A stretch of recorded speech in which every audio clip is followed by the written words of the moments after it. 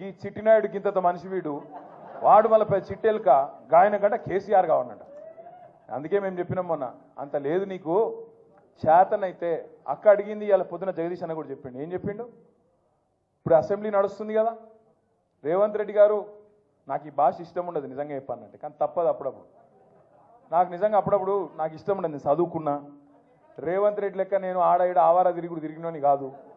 చదువుకున్నా, కష్టపడ్డా, నేను ఎక్కడో పోయి బయట దేశంలో పోయి కొంత ఉద్యోగం సంపాదించుకున్నా, కొంత పేరు సంపాదించుకున్నా, నాకు ఇష్టం ఉండదు.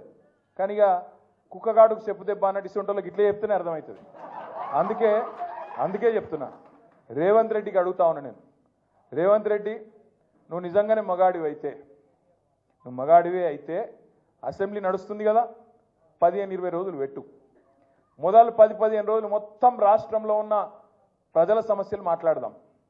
లగచర్ల మాట్లాడదాం, గురుకుల పాఠశాలలు మాట్లాడదాం, అక్కడ ఉన్న సమస్యలు మాట్లాడదాం, రాష్ట్రంలో నువ్వు చెప్పిన 6 గ్యారంటీలు మాట్లాడదాం, ఆటో డ్రైవర్లు ఎందుకు చచ్చిపోతున్నారో మాట్లాడదాం, చేనేత కార్మికులు ఎందుకు చచ్చిపోతున్నారో మాట్లాడదాం, బోనస్ ఎందుకు ఇస్తలేవో మాట్లాడదాం, మిగతా అన్ని విషయాలు మాట్లాడదాం. నీకు ఇష్టం ఉన్నంత కాలం రాష్ట్రం అప్పుల పాలైందని తప్పుడు ప్రచారం చేస్తున్నావు కదా, అది కూడా మాట్లాడదాం.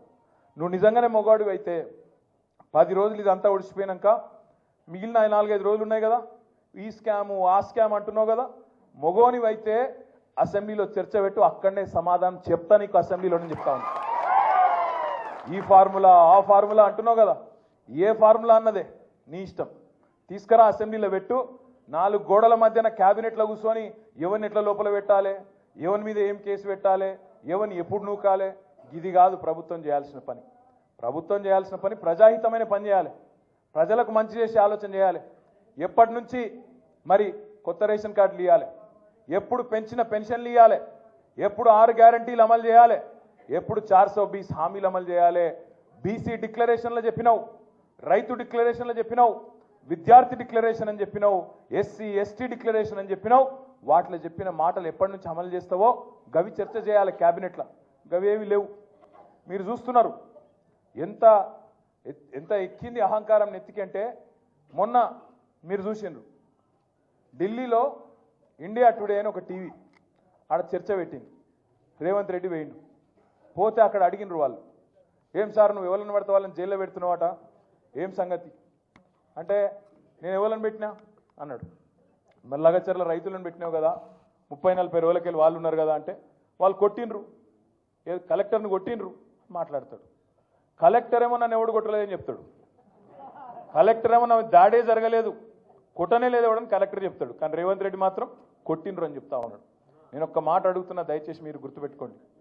ఒక లగచర్లలో రైతులనే కాదు, ఇలా సోషల్ మీడియాలో పోస్టులు పెట్టే పిల్లలకు ఎస్ఐలు ఫోన్ చేస్తున్నారు, సిఐలు ఫోన్ చేస్తున్నారు, డిఎస్పీలు ఫోన్ చేస్తున్నారు. నేను చెప్పేది కరెక్టేనా? ఫోన్ చేసి బెదిరిస్తున్నారు. ఎందుకు బిడ్డ మీకు లోపల పెడతాం, కేసులు పెడతాం, లోపలేస్తాం అని మాట్లాడుతున్నారు. ఇప్పుడే ప్రవీణ్ గారు చెప్పినట్టు కోస్గిలో మీరు ఇక్కడికి వస్తుంటే, హైదరాబాద్లో మీ పార్టీ ఆఫీస్కు మీరు వస్తుంటే, మీ ఇంటికి మీరు వస్తుంటే ఆడబెట్టి మీ మీద పీడీ యాక్ట్ పెడతాం, లోపలేస్తాం అని బెదిరించుడు. దాంతోపాటు ఎల్ఎన్టీ ఎల్ఎన్టీ అనేది పెద్ద కంపెనీ, హైదరాబాద్లో మెట్రో కట్టిరు. ఆయన మొన్న మదినప్పుడు హైదరాబాద్కి వచ్చిండు. వచ్చి ఆయన విలేకరులతో మాట్లాడుకుంటూ ఒక మాట అన్నాడు. ఏమన్నాడు? ఈ ఫ్రీ బస్సు పెట్టినాక మాది కొద్దిగా తగ్గింది గిరాకీ అన్నాడు. అంటే రేవంత్ రెడ్డి ఏమంటాడు ఎరికేనా, నూకుని రావని లోపల అంటాడు. అరే అది ఉన్నది చెప్పుడు కూడా తప్పేనా?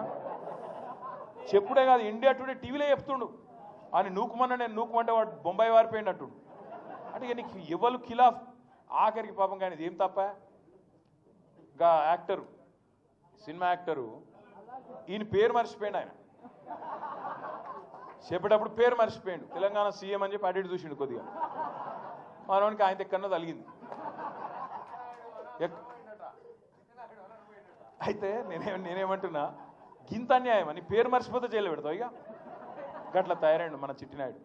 నేనేమంటున్నా, దయచేసి మీ అందరికి ఒకటే కోరుతున్నా, మీకు ఇవాళనే నాంపల్లి కోర్టులో పట్నం నరేందర్ రెడ్డి గారిది, అదేవిధంగా 27 మంది రైతులది మొత్తం నిన్న ఇవాళ వాదనలు మొత్తం అయిపోయినాయి. అన్న చెప్పింది కరెక్ట్, ఆర్ఎస్ ప్రవీణ్ అన్న. 20-24 రోజులు ఆడికెళ్ళి వికారాబాద్ కోర్టుకెళ్ళి ఇక్కడికి ఫైల్ రాలే. అప్పుడు మళ్ళీ పీపీ లేకుండే, మళ్ళా మన పట్నం నరేందర్ రెడ్డి భార్య శృతి, తర్వాత మన నాయకులు, మన లాయర్లు, మన లీగల్ సెల్లోళ్ళు పాపం అందరు తనలాడి ఆడ హైకోర్టులో రిజిస్ట్రార్ దగ్గర పోయి ఇట్లా ఉన్నది పరిస్థితి, 20-24 రోజులు అమాయకులు పాపం వాళ్ళు జైల్లో ఉన్నారు, ఇది అన్యాయం అంటే నిన్న ఈరోజు వాదనలు పూర్తయినాయి. మరి అన్ని అనుకూలిస్తే అంతా మంచిగా జరిగితే రేపు తీర్పు వెలువడే అవకాశం ఉంది. మంచి జరగాలని చెప్పి మనస్ఫూర్తిగా ఆశిద్దాం, మంచి జరగాలని మనస్ఫూర్తిగా అందరం కోరుకుందాం. దబ్బన మన